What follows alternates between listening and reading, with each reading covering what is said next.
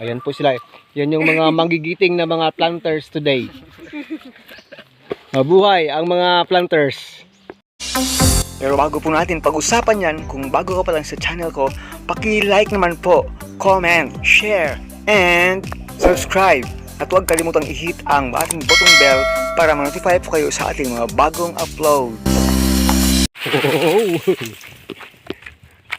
Hello mga ka-agri all over the Philippines. Ngayong araw po ay binisita kasi tayo ng mga mga dalaginding at saka mga gwapito dito sa likod natin. Planting daw sila ng ng coconut dito sa ating farm kasama yung anak kong masyadong pogi. So tingnan natin kung anong magagawa nila ngayong araw. We will see what really they can do today mga ka-agri. Nila yung mga natira naming coconut na seedlings. Ito po ay takunan dwarf. Kaso ay konti na lang tinira ng ng mga kambing. Ito po. So magtatanim sila diyan sa taas, sa tapat ng aking taniman ng saging na lakatan. Baka yung iba doon ay naiwan. Buti naman may baon pa ring SMCT, walang problema. Kahit na mahirapan silang magtanim mamaya, walang problema sa sa kain. Walang gutom daw. Tawag doon, kanya-kanyang dala. Kahit dalawa. Sige, sasamahan ko kayo. Yan po. Ang cute mo na ka, Ben. Ang cute. Magaan lang yan sila. Okay. Dito po sila magtatanim sa tapat ng ating taniman ng lakatan. By the way po mga ka-agri, they are students from Iloilo Science and Technology University. Yan po. Yung mga student na ito, tawag doon. Din-document lang natin para po alam ng sanlibutan. May nangyaring pagtatanim ng nyog dito. So, dito na muna. Nagbutas na tayo dito. Mula dito, dito yung umpisa, Diyan, Yung gagawin nyo ay kayo lang ng konti. Ilagay yan kahit 1/2 lang ng nyog. Pwede na, ayos na. Andyan po, may butas dyan, dito. Dyan, ayan. Doon pa, hanggang doon. Nabutasan ko na kanina.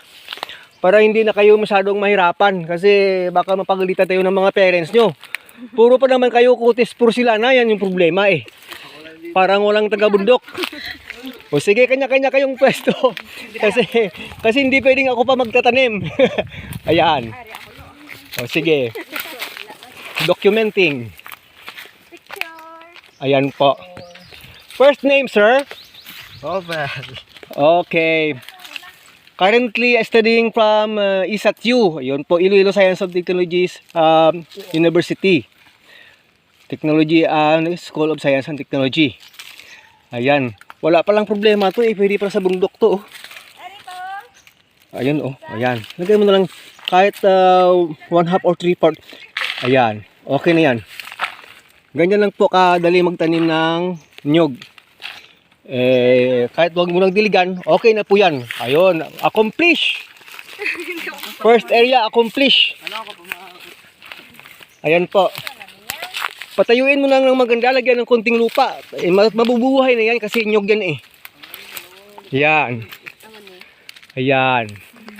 First name, ma'am? April. April, May? Marie. April, Marie. Akala ko April, May, June.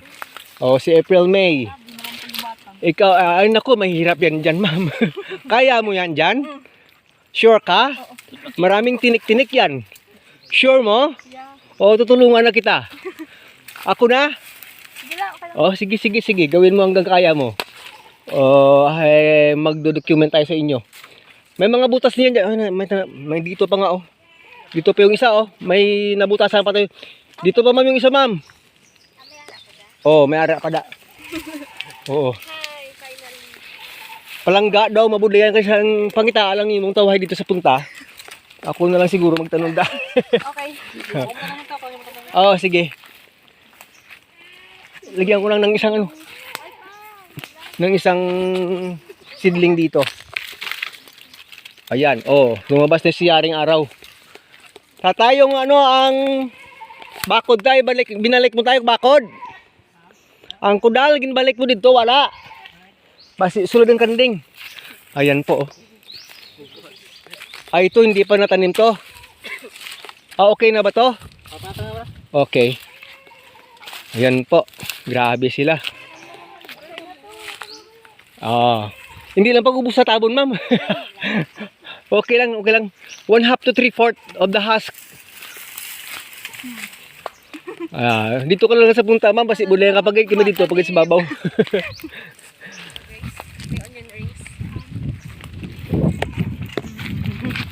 Pag sanay kasi sa bundok, bali wala yan eh. Pero pag hindi ka sanay kasi sa mga ganitong area, eh mahirap na. Magasgasan yung ano mo. Magasgasan yung beautiful skin mo, nako. May baon kayo sunblock, wala? Wala. Sunscreen. Dito yung isa. Lagay ko na lang muna dyan. Mayroon pa yung isa. Ako na lang magtatanim dyan pag ano. Iya.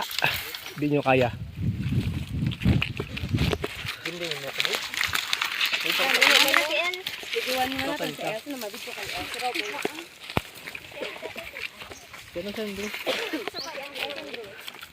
Ayan. Si ma'am na isa, oh. Mayroon siyang nahanap na okay na butas dyan. Dito pa kasi yan eh. Oh. Yung isa. Dito pa. Yaps. Isa na lang sana, oh. Ay, yan. Do expert na magtanom, ah.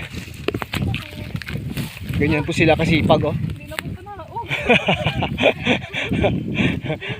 Kinayang umakyat, hindi kinayang bumaba. Diyan lang, Astara. Isa na lang ka bilog tong bilin nga may buo. May bili ka pa kasi seedlings, oh. Be sure, be sure. Mahirap na. Ay. May dito pa isa, ah. May seedling. Gawa pa. May dito pa kita sa punta isa. Kung ay problema. Sugpunan ko nung ako man gyapon matapos tanom to sa punta. Pero wala sa. Okay.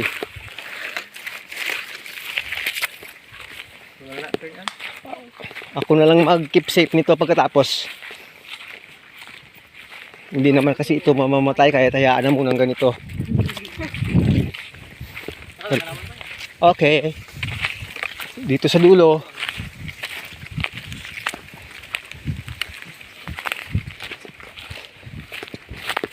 Itong isa ganit ako. Napaisaw. Hanggang dito. May butas tayo dito. Oops. At hanggang dito. Tumpak. Oops.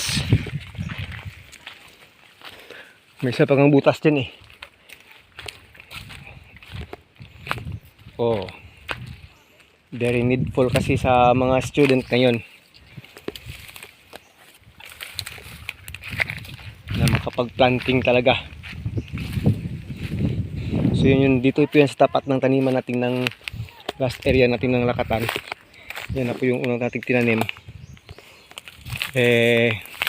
Nag-group planting kasi sila ngayon.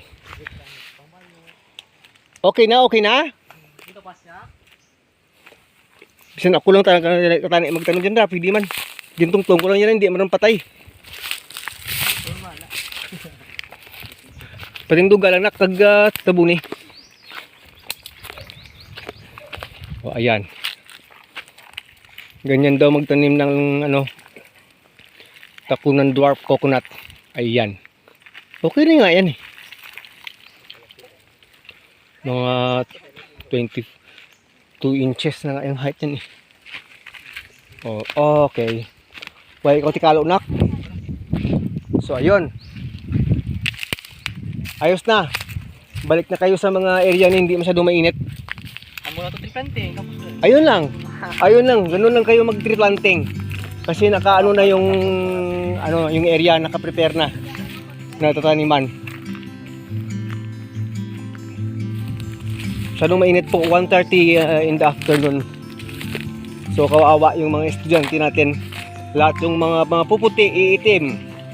At lahat ng mga iitim ay hindi na rin ganun pala yun. Ay nako. Okay na yun, nak. Okay, balikan nyo na lang after 3 years, may bunga na yan pag hindi namatay. Pero kung gusto nyo bumalik para kumain ng bunga niyan, after 3 months pwede na. May may butas na kasi. I-replant ko lang ulit yung mga hindi magandang bukas. Okay, at least ay meron na silang video at saka na na-comply na nila yung documentary ng kanilang planting dito sa ating farm. So, yun po. Maraming salamat. Ayan po, from Iloilo Science and Technology University.